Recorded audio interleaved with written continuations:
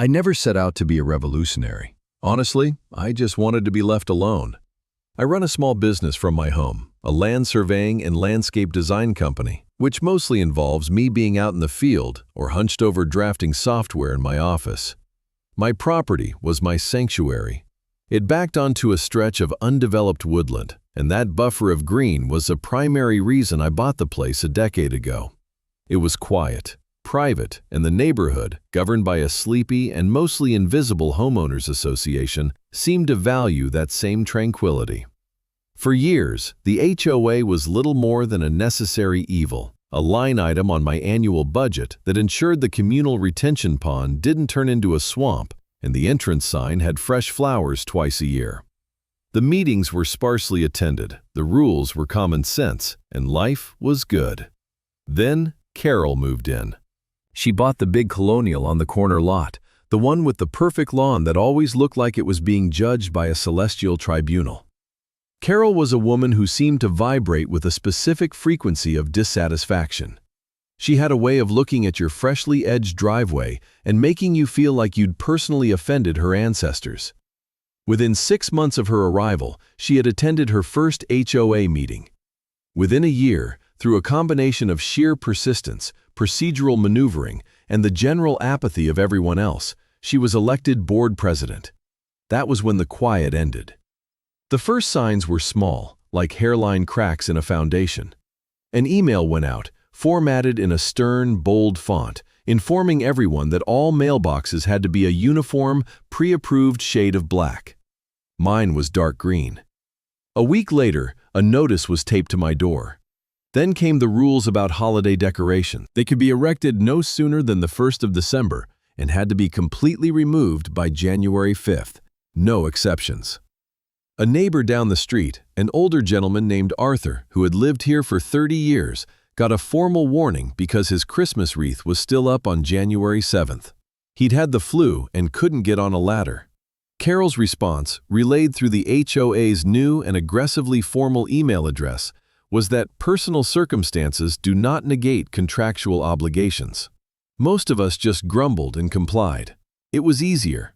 Painting a mailbox or taking down a wreath was annoying, but it wasn't a hill worth dying on. We tolerated the increasingly frequent compliance check strolls Carol would take, clipboard in hand, peering at our properties with a forensic intensity. We rolled our eyes at the monthly newsletter, now a 4-page diatribe written entirely by her, detailing infractions and reminding us of our duties to maintain community standards. We were a neighborhood of frogs in a slowly boiling pot, and Carol was methodically turning up the heat, confident we'd never notice until it was too late. My personal boiling point was still a long way off, or so I thought. My property was always neat, my work was quiet, and the 10-foot wide strip of manicured lawn separating my property from the woods was, I believed, an impenetrable shield of compliance. The inciting incident, the thing that kicked the hornet's nest, wasn't a snowstorm or a fallen tree. It was a simple desire for a better workspace. My business was growing, and the spare bedroom I used as an office was overflowing with blueprints, soil sample kits, and surveying equipment. I decided to build a small, detached workshop at the back of my property. It would be a modest structure, about the size of a one-car garage, tucked away near the tree line. As a surveyor, I am meticulous about property lines and regulations. I drew up the plans myself, ensuring it was well within the legal setbacks required by the county.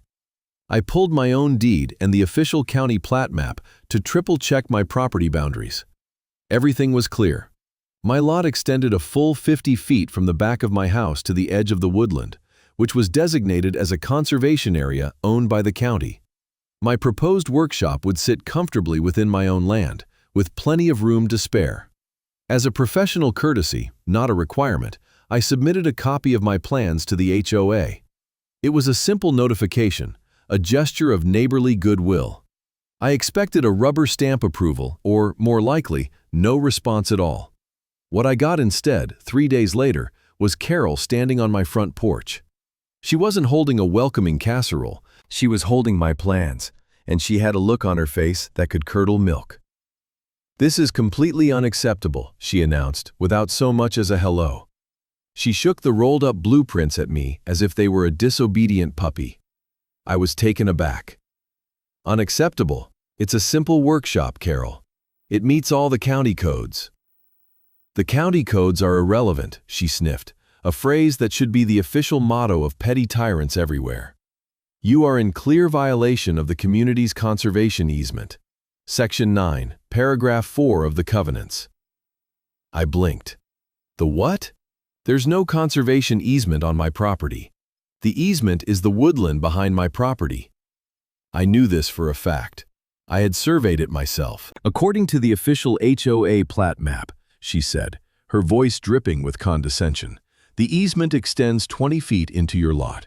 Your proposed structure is sitting directly on protected land. I felt a slow, hot wave of disbelief and frustration wash over me. That's impossible. I have the official county records. My property line is 50 feet from my house. There is no easement. She smiled, a thin, triumphant little smirk. It was the smile of someone who had been waiting for this exact moment. The county records are a guideline. The HOA's governing documents, which you agreed to when you purchased your home, are what matter here. Our map clearly shows the easement. Therefore, your project is denied. This was the moment of direct confrontation. This was where the line was drawn. I tried to reason with her, pulling out my own copy of the county map and spreading it on the small table on my porch. Look, I said, pointing, this is the legal recorded boundary. This is what I own. This is what I pay taxes on. The HOA can't just invent a new property line. We haven't invented anything, she snapped, not even glancing at my document. We are enforcing the established community standards. You are not to begin any construction. If you do, you will be fined $100 per day. If the fines go unpaid, a lien will be placed on your property. Is that clear? She didn't wait for an answer. She turned on her heel, her back ramrod straight, and marched down my walkway. I stood there on my porch, holding my perfectly legal, perfectly reasonable plans, and watched her go. The air, which had been cool and pleasant just moments before, now felt charged and heavy. I was no longer just a resident who wanted to be left alone. I was a target. And I had a sinking feeling that my little workshop was about to become the epicenter of a war I never wanted to fight. The threat was no longer abstract. It was a specific monetary value and a legal action aimed directly at the heart of my financial security. The battle had begun. The first fine notice arrived a week later. It was delivered via certified mail, a deliberately formal and intimidating gesture. The envelope was thick and expensive, the kind of stationery reserved for wedding invitations or legal summons. Inside, on heavy letterhead embossed with the HOA's name, was a starkly worded letter. It informed me that a visual inspection on October 12th had confirmed an unapproved land modification on my property. The modification in question? A set of 4 small wooden stakes I had hammered into the ground to mark the corners of my proposed workshop. Pursuant to the board's previous directive, the letter read, a fine of $100 has been levied against your account. This fine will be applied daily until the violation is rectified. The letter was signed by Carol in a flourish of sharp, angry ink. It was absurd. I was being fined for putting stakes in my own lawn. It was a clear escalation, a shot across the bow. She was testing me, seeing if I would back down. My first instinct was righteous indignation. I wanted to march over to her house, wave the letter in her face, and demand to know what kind of insane, power-mad kingdom she thought she was running. But my professional training kicked in. Surveyors deal with disputes over millimeters of land.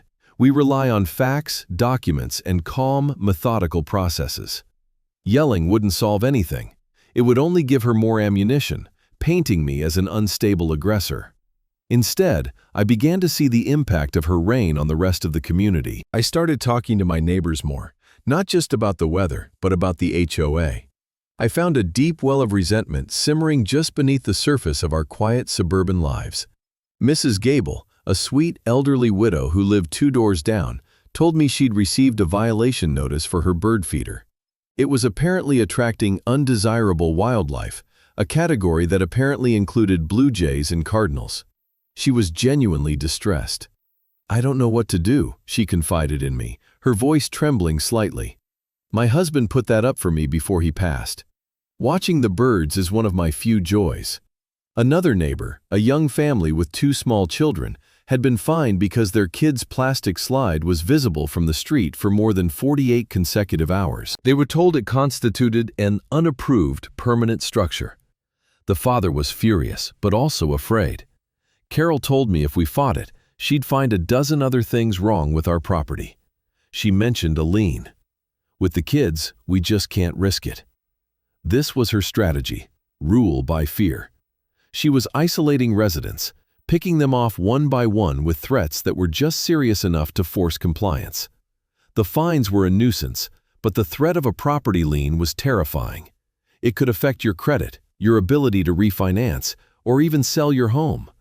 She was holding our largest financial assets hostage over bird feeders and plastic slides. Essential services were even being affected. The mail carrier complained to me one afternoon that Carol had reprimanded him for parking his truck with 2 wheels on the grass for a few minutes while he delivered a large package, threatening to report him to the postmaster. The atmosphere in the neighborhood was changing from one of quiet contentment to one of low-grade, constant anxiety. I realized I couldn't fight this alone, and I certainly couldn't fight it with emotion. Carol was operating under the color of authority, using the HOA's legal framework as her weapon. I needed a weapon of my own. I needed a professional. I called a law firm that specialized in real estate and HOA disputes. My consultation was with a man named Mr. Davies, a sharp, no-nonsense lawyer in his late 50s with a calm demeanor that I immediately found reassuring. I laid out the whole story in his quiet, book-lined office. I showed him my deed, the official county plat map, the plans for my workshop, and the series of threatening letters and fines from Carol. He listened patiently, nodding occasionally, his fingers steepled under his chin. When I finished, he leaned back in his chair and let out a long, slow breath. "Well," he said, "you've certainly stumbled into the hornet's nest. This isn't uncommon, unfortunately. An HOA board, particularly one led by a zealous president, can become a sort of micro-tyranny." "So what can I do?" I asked. "She's literally trying to steal 20 feet of my land." "That's the crux of it," he replied, leaning forward again. "The HOA covenants are a contract, but they cannot supersede state and county law. They cannot arbitrarily redraw legally recorded property lines. This HOA plat map she's talking about is almost certainly a non-binding internal document. The problem is, challenging it can be a long and expensive process. They can use the HOA's funds, which are your funds, to fight you. They can bury you in legal fees." My heart sank. "So I have to give up? Let her win?" "Not at all, Mr. Davies said, a flicker of a smile on his face. "We just have to be smarter.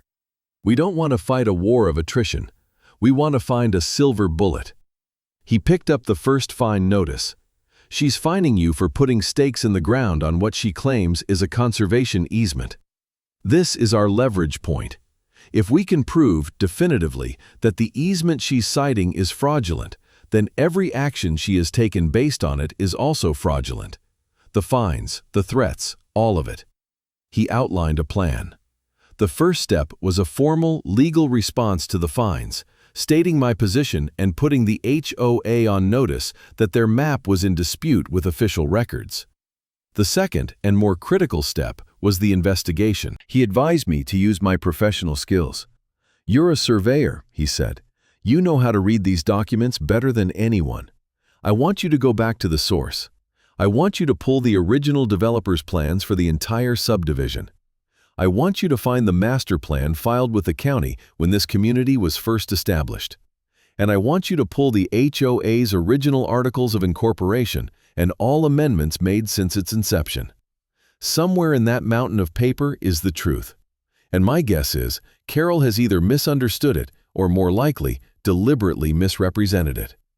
I left his office feeling a renewed sense of purpose. The frustration was still there, but it was now channeled into a clear objective. This was no longer just about my workshop. It was about Mrs. Gable's bird feeder, the kids' plastic slide, and the rights of every homeowner who was being bullied into submission. The investigation began. I was no longer just a landscaper. I was a forensic historian, digging through decades of dusty files in the county records office, searching for the single piece of evidence that would bring Carol's house of cards crashing down. The daily fines continued to accrue, but now they felt less like a punishment and more like a ticking clock, motivating me to uncover the truth before her threats became a reality. The investigation became my obsession. Every afternoon, after finishing my fieldwork for my clients, I would drive to the county administration building. The records room was a sterile, quiet place that smelled of old paper and dust. The clerks, initially wary of my daily requests, soon came to know me. I'd nod, give them the parcel numbers and date ranges, and they would wheel out carts laden with heavy binders and tubes of rolled-up plats. My surveyor's table at home, usually covered with landscape designs, was now buried under a mountain of photocopied deeds, covenants, and meeting minutes going back 30 years. Mr. Davies was right. My professional background was an immense advantage.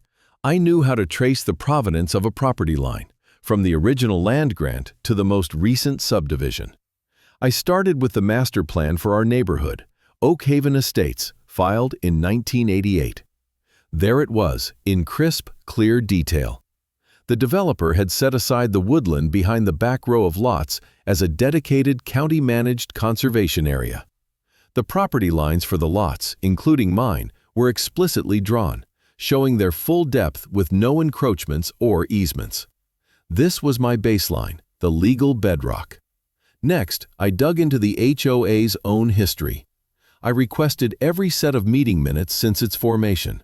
It was a tedious process. For years, the minutes were what you'd expect. Motion to approve budget for lawn care. Seconded. Passed. Discussion about fixing the pothole on Maple Lane. But then, about 18 months ago, shortly after Carol's ascension to the presidency, the tone began to change. The language became more formal, more legalistic, and then I found it. It was in the minutes from a special board meeting held 11 months prior. The meeting was attended by only 3 people, Carol and her 2 allies on the 5-person board, a man named Bob who was a retired insurance salesman, and a woman named Linda who seemed to agree with whatever Carol said. The other 2 board members were noted as absent. The key item on the agenda was listed innocuously as motion to adopt updated community plat map for administrative consistency. There was no discussion recorded, just the motion, a second from Bob, and a unanimous aye vote from the 3 of them. There was no attachment, no copy of the updated map, no explanation of what had been changed. It was a ghost, a revision made in the shadows. This was the meeting that created the fraudulent map. It was approved by a minority of the board in a barely publicized meeting. It was procedurally improper and almost certainly illegal. I felt a jolt of adrenaline. This was a major piece of the puzzle. But it still didn't answer the most important question. Why? Why go to the trouble of creating a fake map to steal 20 feet from a handful of properties?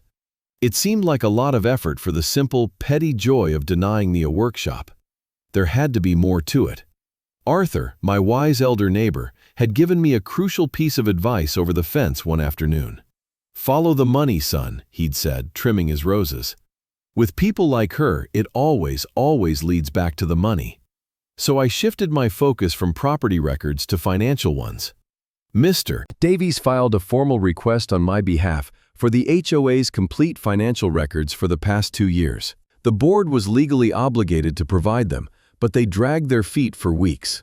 Carol sent back a letter stating the request was overly broad and burdensome. Mr. Davies replied with a much sharper letter, citing state statutes and giving them a 10-day deadline before he would file a motion to compel in court. The records arrived on the 10th day, dropped on my porch in a single heavy box. For the next week, I lived on coffee and spreadsheets. I cross-referenced every expenditure, every invoice, every deposit. Most of it was boringly routine. Payments to the landscaping company, the electric utility, the insurance provider. But then I found it. A new, recurring monthly expense that began 10 months ago, right after the updated map was approved. It was a payment for $3,000 to an entity called Viridian Development Group for environmental consulting. Viridian Development Group. The name rang a bell. A quick search online brought it all into focus. Viridian was a major regional developer that had recently purchased the 200-acre parcel of woodland directly behind our neighborhood. They were planning a massive new high-density housing project. Their initial proposal had been controversial, with local environmental groups raising concerns about the destruction of the conservation area. The pieces clicked into place with a sickening thud. The fake easement wasn't about controlling me or my neighbors. It was about money. A 20-foot wide easement running the entire length of the neighborhood, carved out of our backyards, would serve a critical purpose for Viridian. It could be a construction access road, a drainage channel, or simply a green buffer that allowed them to build more densely on the rest of their land, satisfying county requirements without sacrificing profitable lots. By creating this easement on paper, Carol was essentially giving the developer a valuable asset for free, or rather, not for free. The $3,000 monthly consulting fee was clearly a kickback. It was a bribe laundered through the HOA's books. But I still needed the final, irrefutable link. How did the money get from the HOA to Carol? The payments were to Viridian, not to her directly. I spent another 2 nights staring at the bank statements until my eyes burned. And then I saw the detail I had missed. The payments were not going to the developer's corporate headquarters. They were going to a specific subsidiary, Viridian Environmental Services, at an address in a neighboring state. On a hunch, I did a business registration search for that subsidiary. The official filings listed the corporate officers. The president was a name I didn't recognize. The vice president was also a stranger. But the treasurer, the person with control over the bank accounts, was listed as Robert Vance, Bob, Carol's staunchest ally on the board, and the registered agent for the business. The official point of contact was an LLC named CL Solutions. The address for CL Solutions was a P.O. box. A P.O. box I recognized from one of Carol's old newsletters as the place to mail HOA dues before they set up online payments. A quick search of state business filings for CL Solutions gave me the final, damning piece of information. The sole proprietor was listed as Carol Lynn herself. I leaned back in my chair, the document spread out before me. It was a complete picture of conspiracy and fraud. Carol, with her cronies Bob and Linda, had fabricated a legal document to effectively steal portions of our property. They had done this to provide a valuable accommodation to a major developer, and in return, that developer was paying them $3,000 a month, funneled through a subsidiary run by Bob and an LLC owned by Carol. They were using our HOA dues to pay a consulting fee that was actually a bribe being funneled right back into their own pockets. The fines, the threats, the lien on my property, it was all a smokescreen. She needed to enforce the fake easement to make it look legitimate for the developer. My little workshop was a threat not to her sense of order, but to her entire criminal enterprise. If I had built it and she had done nothing, the developer might question the validity of the easement they were paying for. She had to crush my project to protect her scheme. I carefully gathered every document, the original county plat, the fraudulent HOA map, the meeting minutes, the bank statements, the business filings for Viridian's subsidiary and Carol's LLC. I scanned them all and saved them to a thumb drive. The next morning, I didn't go to a job site. I went to Mr. Davies' office. I walked in, sat down, and placed the thumb drive on his desk. "I think I found your silver bullet," I said. Mr. Davies spent an hour reviewing the files on his computer. He was silent, his expression growing more and more grim. When he finally looked up, the calm reassurance was gone, replaced by a cold, hard anger. "This is more than just a simple HOA dispute," he said, his voice low. "This is conspiracy, wire fraud, and embezzlement. They haven't just been bullying you, they've been stealing from the entire community." My strategy had now fundamentally shifted. I was no longer on the defensive, trying to protect my own property. I was on the offensive. The goal was no longer just to get my workshop approved. The goal was to dismantle Carol's entire corrupt operation and see that she and her accomplices faced real, legal consequences. Mr. Davies began drafting letters, not just to the HOA board, but to the county's district attorney. But before we went to the authorities, we decided on one final public confrontation. The annual HOA meeting was in 2 weeks. It was the one meeting of the year that was usually well attended. It would be the perfect venue. We weren't just going to win, we were going to expose them in front of the very people they had been terrorizing and stealing from. The stage was set for a showdown, and I was armed not with anger, but with a folder full of irrefutable facts. The turning point had been reached. The endgame was about to begin. The night of the annual meeting, the community center's multi-purpose room was packed. Word had gotten around that something big was happening. Usually, these meetings drew maybe 20 people, mostly retirees with time on their hands. Tonight, there were over 100. The air was thick with a mixture of curiosity and resentment. I saw the young family who'd been fined for the plastic slide, sitting near the back. I saw Mrs. Gable, looking nervous but resolute, sitting with Arthur. I took a seat in the third row, with Mr. Davies beside me, his leather briefcase resting on his lap.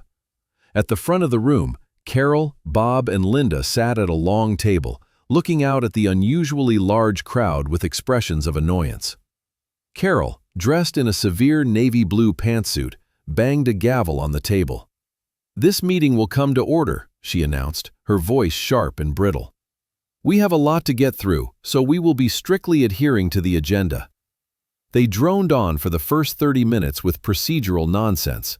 The reading of the previous year's minutes, the treasurer's report, presented by Bob, who nervously mumbled his way through a set of completely fabricated numbers, and a long, self-congratulatory president's report from Carol about all the improvements to compliance she had overseen. Finally, she reached the last item on the agenda: new business and homeowner comments. "Each homeowner will be given a strict 3-minute time limit," she declared, tapping her watch. "Please state your name and address for the record." I stood up. "My name is John Miller, 124 Oakwood Drive." Carol's eyes narrowed. "Mr. Miller, you have 3 minutes." "Thank you, Madam President," I began, my voice steady and calm. "I won't need that long. I'm here tonight to talk about a workshop I plan to build, and an issue with a so-called conservation easement that the board has been using to block its construction and levy fines against me." Carol cut me off immediately. "This is not the forum for personal disputes. We have already addressed this with you. You are in violation. This matter is closed."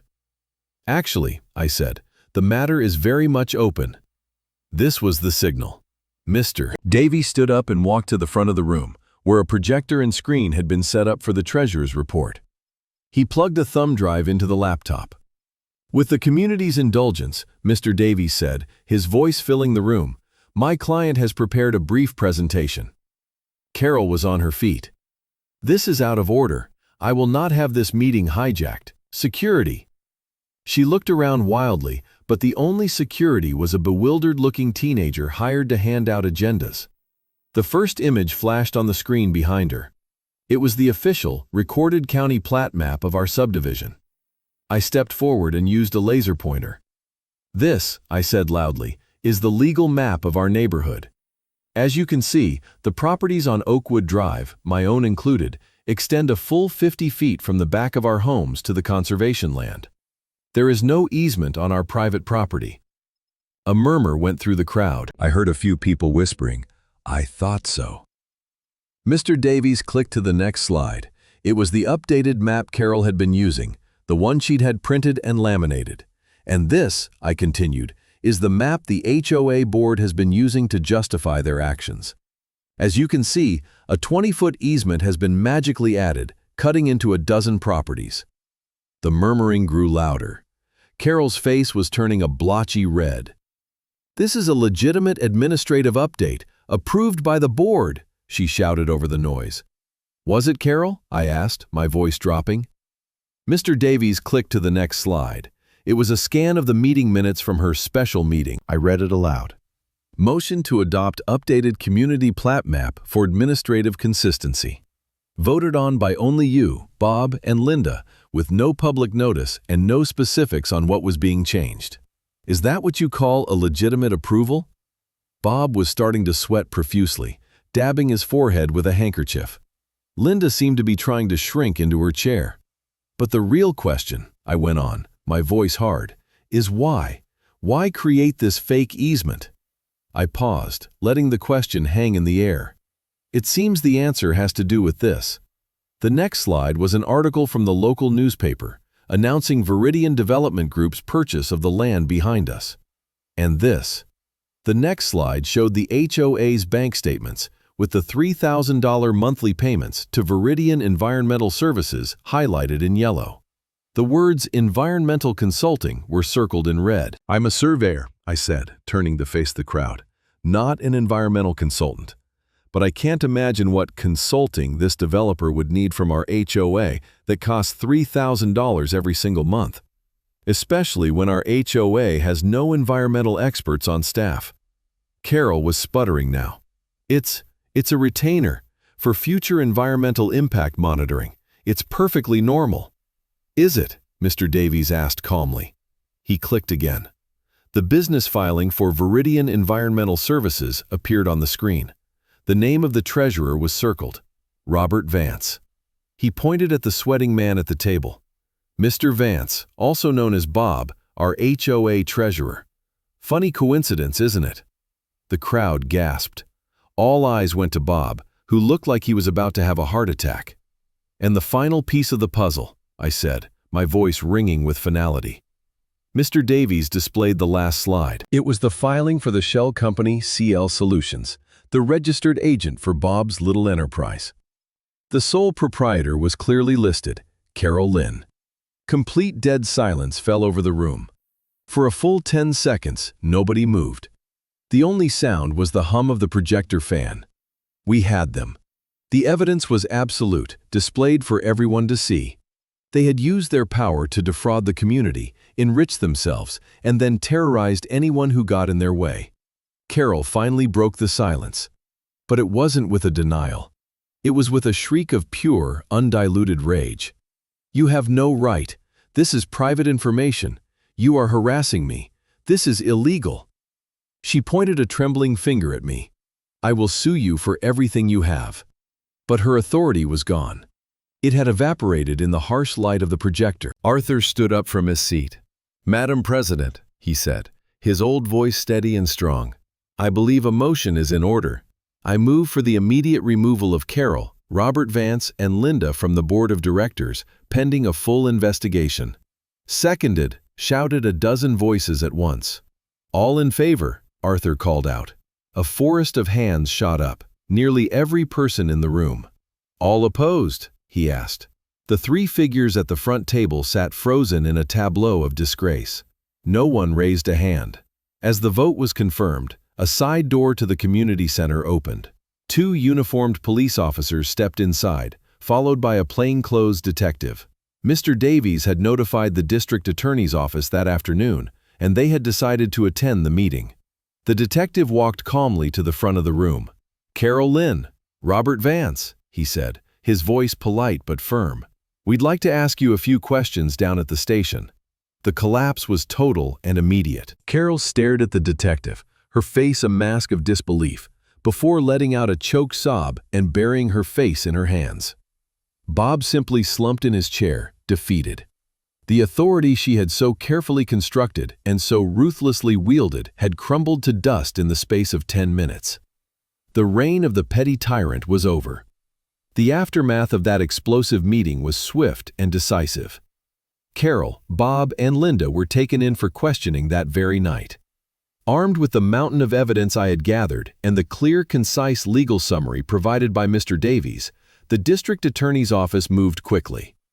Warrants were issued for the HOA's financial records, Carol and Bob's personal bank accounts, and all communications between them and Viridian Development Group. The house of cards didn't just fall, it was incinerated by the full force of the law. Within a month, the three of them were formally charged. The list was long and serious. Conspiracy to commit wire fraud, multiple counts of embezzlement from the HOA, and even charges related to filing false documents, which stemmed from the creation of the sham plat map. The developer, Viridian, immediately cut all ties and issued a public statement claiming they were duped by a rogue consulting group. Their subsidiary was dissolved, and they quietly settled with the DA's office, paying a hefty fine to avoid prosecution, but the damage to their public image was significant. Their planned development project was put on indefinite hold. The legal proceedings dragged on for the better part of a year. Carol, ever the fighter, initially tried to maintain her innocence, blaming everything on Bob and a misunderstanding of complex financial arrangements. But the evidence was overwhelming. The money trail was undeniable. When faced with the prospect of a long prison sentence, Bob and Linda both took plea deals, agreeing to testify against Carol in exchange for reduced sentences. Bob got 2 years of probation and was ordered to pay back his share of the stolen funds.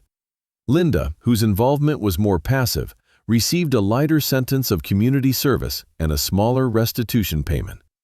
Carol, however, refused to plead. She insisted on a jury trial. It was a spectacular miscalculation. Mr. Davies and I were both called as witnesses. I took the stand and simply walked the jury through my investigation, step by step, presenting the same documents I had shown at the HOA meeting. Mr. Davies followed, explaining the legal intricacies of HOA governance and how Carol had systematically violated not just the bylaws, but state and federal law. The jury was out for less than 4 hours. They found her guilty on all counts. The judge, citing her complete lack of remorse and the calculated predatory nature of her crimes against her own neighbors, sentenced her to 3 years in a state penitentiary and ordered her to pay over $100,000 in restitution to the HOA. My own vindication was immediate and complete. The interim HOA board, led by my neighbor Arthur, held an emergency session the week after the infamous meeting. Their first official act was to pass a motion formally rescinding all fines and legal threats against me. They issued a public, written apology on behalf of the HOA and expunged any negative record from my file. The illegal lien that Carol had threatened was, of course, never filed. My reputation in the neighborhood was more than restored. I was viewed as something of a hero, a label I was never quite comfortable with. I was just a guy who had been pushed too far. But people would stop me on the street to shake my hand or thank me for standing up to her. With Carol's corrupt regime dismantled, the community began the process of healing and reformation. Arthur, with his calm wisdom and legal background, was the perfect person to guide us. We held a series of town hall-style meetings, not to argue, but to collaborate. We went through the HOA covenants line by line, voting to eliminate the dozens of petty, vindictive rules Carol had implemented. The rule about mailbox colors? Gone. The draconian restrictions on holiday decorations? Gone. The absurd notion that a child's slide was an unapproved structure? Laughed out of the book. We drafted a new, simpler set of bylaws focused on the HOA's original purpose: maintaining common areas and preserving property values through reasonable, common-sense standards. We instituted new rules for transparency, requiring all board meetings to be publicly announced well in advance and all financial records to be posted on a community website each quarter. We elected a new board, composed of reasonable people who viewed their role not as enforcers, but as stewards of the community. The neighborhood returned to a state of peace, but it was a different kind of peace than before. It wasn't the peace of apathy, it was the peace of a community that had faced a threat, banded together, and reasserted its own values. It was stronger and more connected than it had ever been. Mrs. Gable's bird feeder was back up, and her yard was more full of cheerful birdsong than ever before. About 2 years after Carol was sentenced, I had one final brief encounter with her.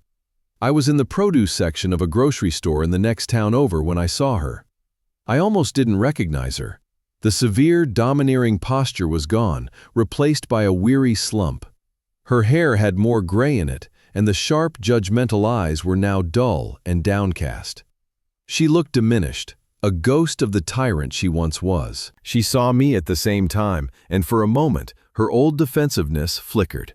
She tensed up, as if expecting a confrontation. I just gave her a small, neutral nod. I felt no anger, no desire for revenge. All I felt was a strange, detached sense of pity.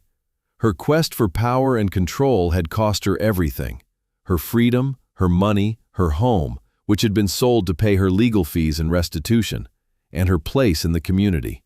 She hesitated, then walked slowly over to me. "Mr. Miller," she said, her voice quiet and thin, I just wanted to say, I'm sorry." It wasn't a grand apology, it was a pathetic, mumbled little phrase, but it was probably the hardest thing she had ever had to say. "I accept your apology, Carol," I said, and I meant it. Not because she deserved forgiveness, but because I was long past the point of needing it. Her chapter in my life was closed.